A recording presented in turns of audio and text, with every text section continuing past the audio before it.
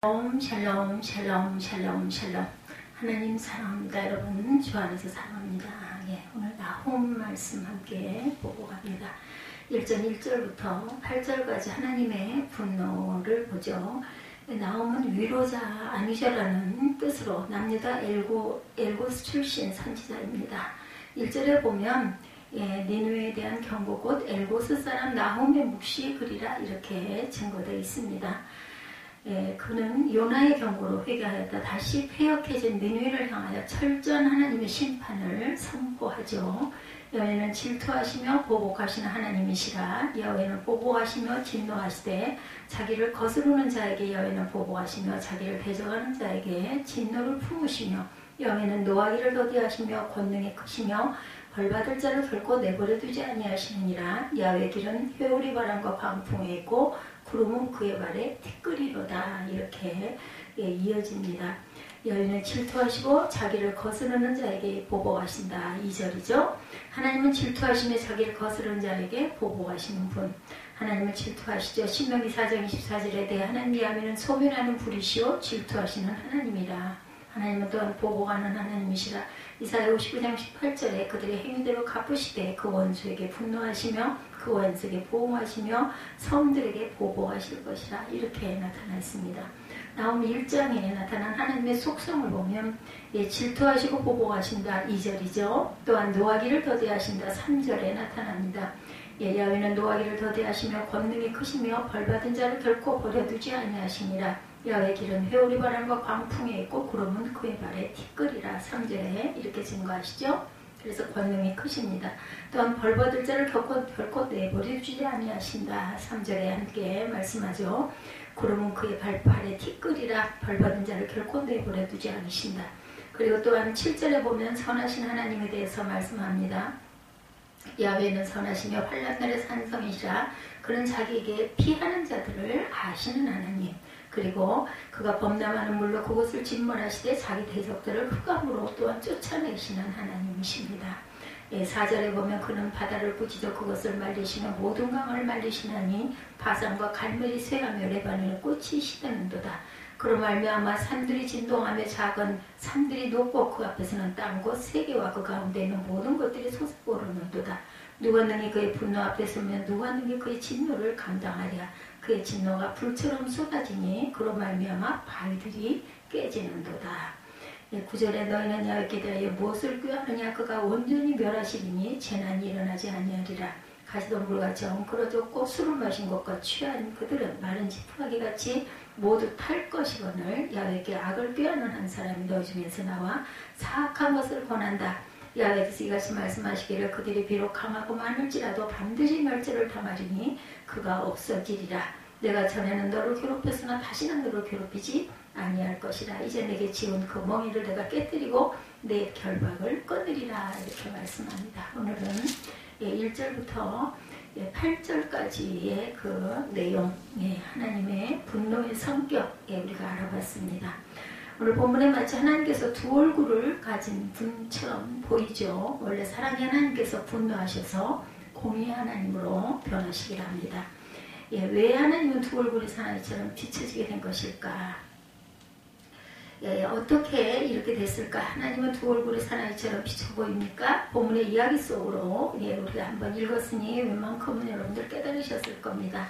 나홈이라는 책은 역사상 요나라는 책의 후속편과 같습니다. 그래서 옛 라틴어 성경 번역본이 70인역에는 우리 성경과 달리 나홈서를 요나서 뒤에 편집해놨다고 합니다. 요나서는 하나님께서 선지자 요나를 아수르의 수도 니느웨로 보내셔서 그들에게 하나님의 말씀을 전한 이야기를 다루고 있는데, 하나님께서 보내신 요나 선지자의 말씀을 듣고 아수르 백성들이 회개하고 하나님 앞으로 나왔어요. 그러니 요나서는 하나님께서 이방 땅 아수르 백성들을 사랑하고 보살피는 이야기로 만들어져 있습니다. 요나서의 사건 이후 100년 정도 지난 이후에 아수르 백성이 이미 오래전에 하나님의 말씀을 저버리고 다시 악을 저지르는 자리로 돌아갑니다. 특히 하나님의 백성인 이스라엘을 괴롭히죠. 그래서 이번에는 하나님께서 선지자 나홈을 통해서 아수르의 멸망을 선포합니다. 그러니까 나홈서는 하나님께서 아수르 백성을 공의로 심판하시겠다라는 이야기입니다.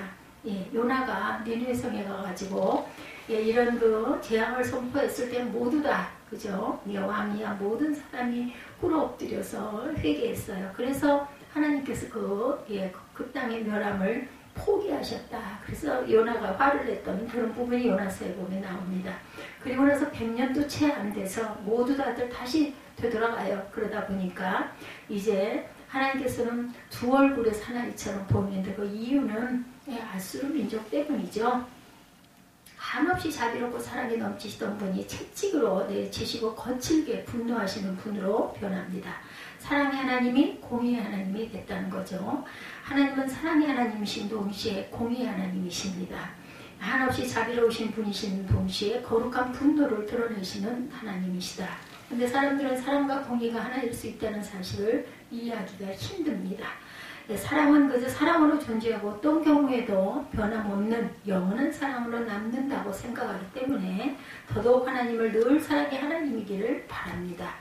그래서 사람들은 하나님의 분노에 대해서 당혹해하죠. 사랑의 하나님이라고 생각했는데 그분이 저토록 격렬하게 분노하신다니 당황스러운 거죠. 그리고 사람들은 하나님의 분노를 이해하기를 어려워합니다. 왜냐하면 분노라면 사람들이 분노를 떠올리기 때문이죠. 사람들의 분노와 거룩한 하나님의 분노가 어떻게 다른지 알기가 힘이 들기 때문인데 우리는 하나님의 분노에 대해서 온전히 좀 알아야겠습니다. 하나님의 분노는 사람들의 분노와 어떻게 다른지, 하나님의 분노는 어떤 것인지를 우리가 알 필요가 있죠. 오늘 본문은 우리에게 하나님의 분노의 성격을 보여주고 있습니다. 하나님의 분노가 사람들의 분노와 달리 어떤 성격을 가졌는지 살펴봅니다. 더디 노하시는 하나님. 3절이죠. 야훼는 노하기를 더디하시며 하나님께서 표출하신 분노는 더디다. 이것이 하나님의 분노와 사람의 분노와 다른데 우리는 분이 나면 그냥 그대로 왁 하고 그러죠. 소리를 지르고 사람의 분노는 대체 순간적으로 폭발합니다. 참아서 얼마 가지 못해 폭발을 하죠. 어떤 교통사고 뉴스를 보고 어처구니 없는 일을 당한 것을 봤습니다. 고속도로에서 두 대의 차가 신경전이 펼쳐집니다. 어떤 차가 갑자기 끼어들자 뒷차가 전조등을 켜며 위협을 합니다. 많이 보죠? 우리 길에. 근데 요즘엔 또 이것도 고발을 하면은 걸리는 게 돼가지고 누가 사진 찍어서 올리면은 그게 벌금을 내야 되고 문책을 받고 이렇게 경찰서에서 그 사람을 찾아가지고 벌을 내리고 벌금을 내게 되고 또 이것을 또 찍어서 올린 사람에게는 또 상을 주는 그런 내용을 제가 언제 본 것 같습니다. 그것도 못해서 급히 악셀레터를 밟다가 다시 추월하죠. 그러니까 얼마나 위험합니까? 생명이 위험하기 때문에 아마 이런 제도가 생긴 것 같습니다. 그러다 이 사람도 가만히 있지 않고 다시 추월했는데 이번에는 화가 풀리지 않았는지 고속도로 1차선에서 급정거를 벼랑간에 점거하면 어떻게 돼요? 뒷차가 급히 속도를 줄여서 추돌 직전까지 얼마나 놀랍습니까? 그러나 뒤따르던 차들이 연쇄 추돌을 일으켜서 오중 추돌 사고가 일어납니다. 이거 누가 책임있을까요? 급정차 한 사람이 책임있겠죠. 이 사고로 한 사람이 숨이 지고 네 사람이 다쳤다고 그래요. 큰 사고로 이어집니다. 물론 신경전을 벌이던 두 사람도 크게 다쳤습니다. 순간의 분노를 참지 못하고 폭발해서 큰 사고가 일어난 거죠. 대체로 사람들의 분노는 이렇다라는 거죠. 분노가 일어나면 참지를 못하고 바로 분노를 폭발합니다. 그러나 하나님은 그렇지 않으시다라는 거죠. 참으시죠. 그리고 잘못을 회개하고 돌아설 수 있도록 기회를 자꾸 주십니다. 먼저 경고를 하시고 기다리시다가 마지막에 가서 도저히 안 될 때 공의로 심판을 하시죠. 앞에도 말씀드린 것처럼 하나님께서 요나로 하여금 아수르에게 말씀을 전하게 하셔서 회개하게 하시고 하나님께로 돌아가게 하신 분. 이방인들이지만 그들도 사랑하시고 구원을 베푸셨어요. 그죠? 아수르 민족에게. 그러나 시간이 흐르자 그들이 다시 하나님을 저버리고 우상을 섬기고 하나님의 말씀을 거역하고 그리고 또한 선민인 이스라엘 민족을 자꾸 괴롭게 합니다. 더더욱 이스라엘 백성을 괴롭히는 악을 저지르자 그들에게 분노하십니다. 그러나 그 분노를 드러내시기까지는 아주 오랜 세월이 흐른 거죠. 100년. 나홈 선지자를 통해서 그 분노를 드러내셨을 때가 100년이라는 세월이 지난 뒤였어요. 긴 세월을 기다려주신 거죠. 1세대들은 죽었겠죠? 그 전에 그것을 접했던 사람들은 100년이 흘렀으니까 돌아갔을 겁니다. 그리고 나홀을 통해 분노를 드러내셨지만 그것도 당장 징계를 통해 분노를 폭발하신 것은 아닙니다. 나홈 선지자로 하여금 경고의 말씀을 통해서 일단 그 분노를 전하시죠. 아직 기회가 있어요. 하나님의 분노는 사람들의 분노와는 이렇게 다르다라는 것. 오래 참으시고 기다려주시고 돌이킬 수 있도록 기회를 주시는 하나님. 시편 103편 8절에 보면 다윗은 이렇게 노래합니다. 야훼는 긍휼이 많으시고 은혜로우시며 노하기를 더디하시고 인자하시니 풍부하시도다.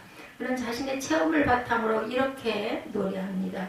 그는 과거 밧세바를 간음한 일이 있었어요. 그 죄를 덮기 위해서 남편 우리아를 죽이죠. 율법으로는 마땅히 돌로 쳐 죽임을 당해야 할 죄를 지었습니다. 그러나 하나님께서는 분노하시기를 더디하시고 기다려주시죠. 그래서 다윗이 회개할 수가 있었습니다. 용서받고 다시 왕의 소임을 다할 수 있었는데 하나님의 분노는 화를 폭발하시는 것이 목적이 아니고 회개하는 것을 기다리시는 거죠. 기다려주시고 참아주시면서 회개하고 돌아올 기회를 주시는 하나님. 그러니까 영영 돌아오지 못할 때 하나님의 분노는 최후의 수단으로 징계의 형태를 나타냅니다. 하나님께서 경고하실 때 빨리 회개하고 하나님께로 돌아가야 되겠죠. 최후의 분노가 일어나기 전에 하나님께 돌아가야 합니다. 악에 대한 분노를 터뜨리시는 하나님이십니다. 2절에 야훼는 보복하시며 진노하시되 자기를 거스르는 자에게 보복하시며 자기를 대적하는 자에게 진노를 품으신다. 하나님께서는 하나님을 거스르고 대적하는 자에게 분노하신다라는 것입니다. 여기서 한 가지 깊이 생각해 보아야 할 것이 있는데 하나님께서 왜 하나님을 거스르고 대적하는 자에게 분노하시느냐는 것입니다. 하나님의 뜻을 따르지 않는 것에 대한 괘씸함 때문일까? 하나님께 반기를 든 것에 대한 복수심 때문일까? 그렇지 않습니다. 하나님께서는 악인에게 분노하시는 것은 악인이 악을 저지르기 때문입니다. 악인이 악과 함께하기 때문이죠. 만일 악인이 악에서 떠나면 하나님께서는 그 악에 분노하지 않으십니다. 그래서 하나님께서 분노하시는 것은 악인을 대상으로 한다기보다는 악을 대상으로 한다라는 것. 이 또한 하나님의 분노가 사람의 분노와 다른 점입니다. 사람의 분노는 대부분 자신에게 가해지는 것들 때문에 일어납니다. 배반을 당했을 때 자기를 배반한 사람에게 분노합니다. 억울한 일을 당했을 때 자기를 모함하고 음해한 사람에게 분노합니다. 때로는 자기를 힘들게 하는 상황이나 여건 또는 그런 사회나 공동체에 대해서 분노합니다. 그래서 분노하는 사람들이 치를 떨며 진리되는 말이 이런 말들이죠. 내가 나이가 어떻게 이럴 수가 있어. 두고 봐. 내가 너를 가만두지 않을 거야. 이런 말들 많이 하죠. 내가 나한테 한 것을 내가 결코 잊지 않을 거야. 갚아줄 거야. 100배, 1000배, 만배로 갚아주고 말 거야. 이런 것이 사람들이 하는 분노. 하나님께서는 결코 이렇게 사람들에게 분노하지 않으시고 누가복음 23장 34절에 보면 예수께서 십자가에 대해서 말씀하시죠. 아버지 저들을 사하여 주옵소서 자기들이 하는 것을 알지 못하나이다. 예수께서 지금 당신께 못할 짓을 저지르는 십자가 밑에 있는 사람들을 위해 중보 기도를 하십니다. 도대체 예수님께서 어떻게 이런 기도를 드릴 수가 있었을까? 얼마나 억울하셨을까? 아무런 죄도 없는 당신에게 죄를 뒤집어 씌워서 유대 종교 지도자들에게 분노가 일어나지 않으셨을까? 주님을 배반한 제자들, 특히 주님을 은 30에 팔아넘긴 가룟 유다에게 분노가 일어나지 않았을까요? 상황 파악도 하지 못한 채 부하대동하여 십자가에 못 박으라고 소리치고 있는 군중들에 대해서 화가 나지 아니하셨을까? 아마도 사람들 같았으면 당연히 그들에게 대해 분노했을 것입니다. 그러나 예수께서는 그들과 악을 분리해서 생각하고 계신 거죠. 악에 대해서는 분노하시되 모르고 악을 따르고 있는 자들에 대해서는 분노보다는 연민을 느끼고 계시는 하나님. 그래서 악은 미워하시되 악인은 사랑하시는 이중적인 모습을 보여주고 계십니다. 하나님의 분노의 목표는 사람이 아니라 사람이 품고 있는 악이라는 거죠. 그래서 회개하고 그 악을 버린 그들에게 과거 그들이 저질렀던 모든 악을 기억조차 하지 않으신다라고 말씀하죠. 다만 그렇게 기회를 주셨는데 회개하지 않고 여전히 악을 품고 있는 그들에게 분노의 화살을 거두지 않으시는 하나님. 하나님께서 우리를 사랑하시죠. 그러나 우리가 여전히 악을 품고 있다면 자칫 우리가 하나님의 분노의 대상이 될 수 있음을 잊지 말아야 합니다.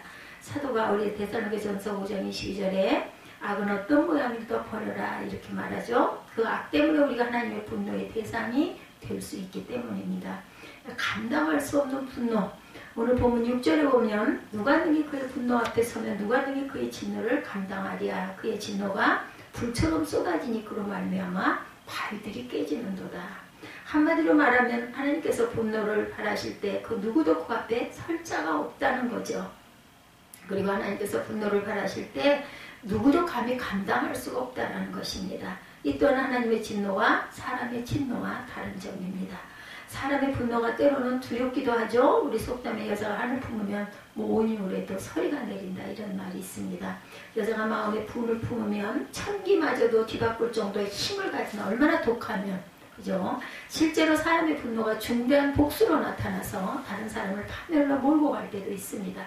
그러나 이것은 특별한 예의고 대부분 사람의 분노는 자기 스스로를 힘들게 할 뿐일 때가 많습니다. 우리 속담에 두고 보자는 사람 무섭지 않다 이런 말도 많이 하죠. 대체로 이런 말은 그냥 말로 끝나는 경우가 많기 때문입니다. 하나님의 분노는 그렇지 않죠. 일단 그 분노가 표출되면 누구도 막아낼 수가 없습니다. 개인의 힘으로는 물론이고 집단의 힘, 나아가 나라의 힘으로도 막아낼 수가 없죠. 성경에 나타난 하나님의 분노의 구체적인 예들 가운데 대표적인 예로 노아의 홍수 사건 여러분들 잘 아시죠. 창세기 6장 5절 이하에 보면 하나님께서 여호와께서 사람의 죄악이 세상에 가득한가 그의 마음으로 생각하는 모든 계획이 항상 악할 뿐임을 보시고 땅 위에 사람 지으셨음을 한탄하셔 마음에 근심하시고 이르시되 내가 창조한 사람을 내가 지면에서 쓸어버리되 사람으로부터 가축과 기는 것과 공중의 새까지 그러하리니 이는 내가 그것들을 지었음을 한탄합니다. 이렇게 말씀합니다. 하나님께서 당시 이 세상에 가득한 악에 대해서 분노하셨다는 거죠. 그래서 우선 노아를 택하셔서 하나님의 노아와 홍수 심판에 대한 사실을 전하십니다. 13절에 보면은 창세기 6장 13절에 보면 하나님의 노아에게 이르시되 모든 혈육에 있는 자의 포악함이 땅에 가득함으로 그 끝날이 내 앞에 이르렀으니 내가 그들을 땅과 함께 멸하리라. 그리고 노아에게 심판을 피할 준비를 하라고 말씀하시죠. 노아가 그 말씀을 믿었어요. 그리고 말씀대로 순종하여 방주를 무려 120년이나 걸려서 준비하고 짓습니다. 하나님께서는 그 기간 동안 기다려주신 거죠. 120년 동안. 이를 지켜본 그 시대의 사람들도 그 모든 내용을 아마 알았을 것입니다. 앞으로 하나님의 홍수 심판이 임할 것과 모든 사람이 이 홍수로 죽게 될 것이라는 말씀을 들었을 것인데 그들은 믿지 않았어요. 노아는 하나님의 말씀을 통해 장차 임할 홍수 심판이 얼마나 무섭고 두려운 것인가에 대해서 믿고 알았습니다. 그러나 그 시대의 사람들은 홍수 심판이라는 것이 있을 것조차 믿지 않았어요. 노아는 또한 하나님의 말씀을 통해 홍수 심판을 피할 길을 알고 순종하고 구원을 받았는데 그 시대의 사람들은 홍수 심판을 아무리 선포해도 믿지 않았기 때문에 심판을 피할 길을 준비하지 못하다가 결국은 멸망하는 사건을 우리가 성경을 통해서 알고 있습니다. 우리가 오늘 이 시대에 노아가 되어야겠죠. 우선 노아가 장차 임할 홍수 심판을 두려운 마음으로 믿었던 것처럼 오늘 본문 말씀 누가 능히 그의 분노 앞에 서며 누가 능히 그의 진노를 감당하려는 말씀을 믿어야 됩니다. 하나님의 분노의 심판이 임하면 누구라도 피할 수가 없고 견딜 수 없다는 사실을 두려운 마음으로 믿어야 되겠죠. 결코 장차 임할 하나님의 분노의 심판을 가볍게 여겨서는 안 됩니다. 이 심판을 당하게 되는 자들은 결코 무사할 수가 없기 때문입니다. 하나님은 사랑이시죠? 그러나 결코 악은 사랑하지 않으시는 하나님, 악에 대해서는 분노하시고 공의로 심판하십니다. 그래서 중요한 것은 우리가 하나님의 분노의 대상이 절대로 돼서는 안 되겠다. 그러기 위해서 늘 우리 자신을 돌아볼 줄 알아야 되겠죠. 하나님께서 분노하시는 악은 모든 모양이라도 버려야 합니다. 그리고 늘 하나님의 기뻐하시는 삶을 살아야겠습니다. 더 나아가 하나님의 분노가 임하는 날에 하나님께서 예비해 주신 피할 길을 찾아 나아갈 줄 아는 하늘의 지혜를 구하는 저와 여러분들의 기도가 되시기를 주님의 이름으로 기도합니다.